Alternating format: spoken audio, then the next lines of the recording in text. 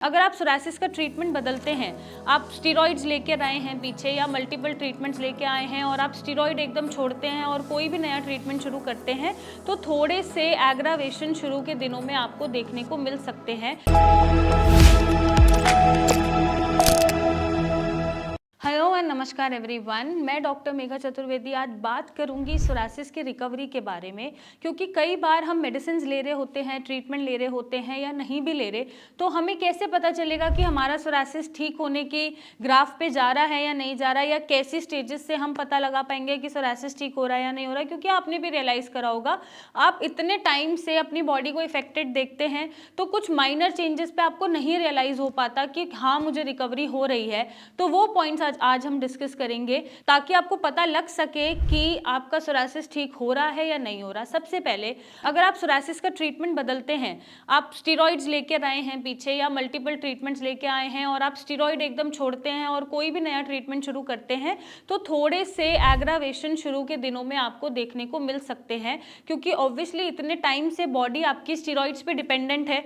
अब स्टेरॉइड्स आपको भी पता है, आगे पहले भी कभी आपने स्टेरॉइड्स लेने छोड़े होंगे तो बीमारी रिलैप्स होती होगी, आपने देखा होगा। तो सेम प्रोसेस यहाँ पर होता है, जब भी हम स्टेरॉइड्स एकदम लेना छोड़ते हैं या ट्रीटमेंट भी बदलते हैं, पैथी भी बदलते हैं, तो वहाँ पे हमें थोड़ा सा रिलैप्स देखने को मिलता है। क्योंकि वो सिम्टम्स आ रहे हैं, रिलैप्स हो रहा है डिसीज़ का, और जो ट्रीटमेंट आप ले रहे थे वो एकदम आप छोड़ देते हो और बीमारी आपकी परसिस्ट कर रही होती है।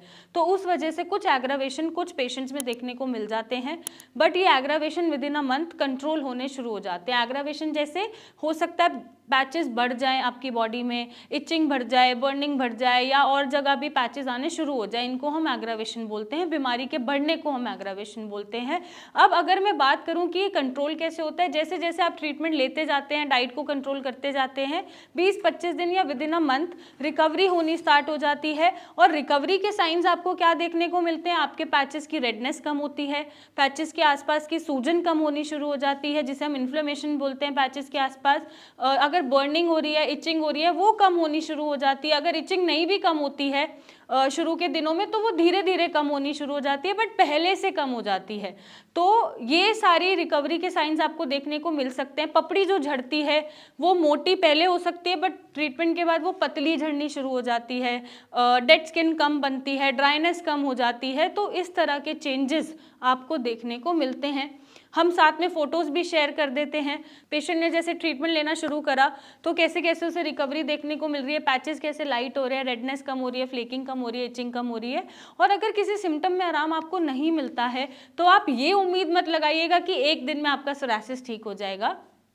क्योंकि आपकी बीमारी 5 साल पुरानी, 10 साल पुरानी, 20 साल पुरानी है।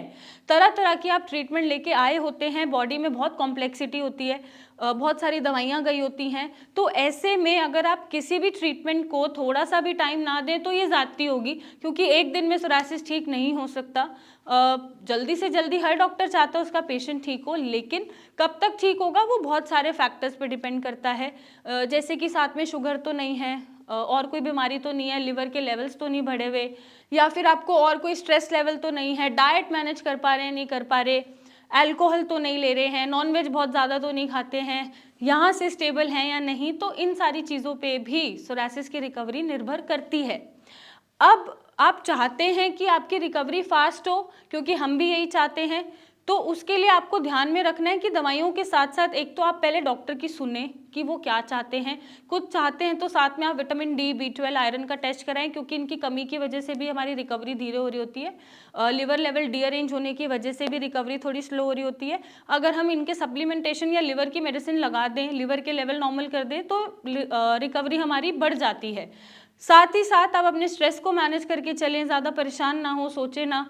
हो सकता है सिर्फ स्ट्रेस से ही आपका सोरासिस बढ़ता हो, तो आप प्लीज़ उसको मैनेज करें, मेडिटेशन करें, योगा करें, अपने आप को डाइवर्टेड रखें, बिजी रखें, ताकि सोरासिस पे आपका ध्यान ही ना जाए।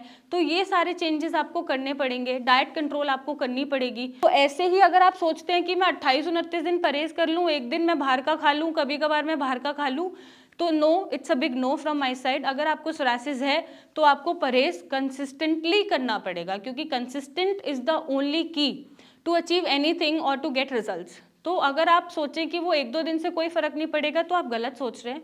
हो सकता है आपके पूरे महीने की मेहनत, 25 दिन की मेहनत खराब हो जाए, जो आपने परहेज करा है या अपनी हैबिट को बदला है। और हम ऐसा कोई परहेज नहीं कराते, हम बस हेल्दी खाने को बोलते हैं, या कोई भी डॉक्टर अगर परहेज कराता है तो वो junk food, process food, animal protein यही मना करता है मेजर तौर पे।